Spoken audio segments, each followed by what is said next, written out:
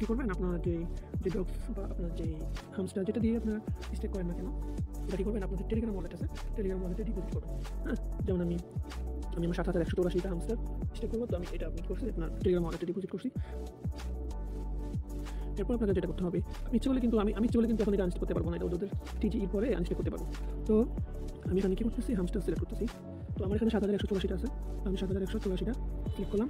Select করার পরে আমি এখানে আপনার স্টেক লেখা আছে, ক্লিক করলাম, কনফার্ম। তারপর ওয়ালেটের পারমিশন চাইবে, টেলিগ্রাম ওয়ালেটে, আমি ওটা দিয়ে নিচ্ছি, কিছু ফি কাটবে, টোন ফি। আমার নেক্সট জন্য আসতে দেরি হইতেছে আর কি। তো এখানে আমার প্রায় ফি কাটতেছে আপনার 10 সেন্টের মতো। তো প্রায় টোটাল 19.24 সেন্ট আমি করতেছি, ডলার আর কি স্টেক করতেছি। তো আমি $5 জন্য আমি 3 টাক্স পাবো আর কি। আর এর আগে তো আমার প্রায় 5 লাখ কত জানি ডক্স ছিল আর কি, তো আমি কনফার্ম দিলাম।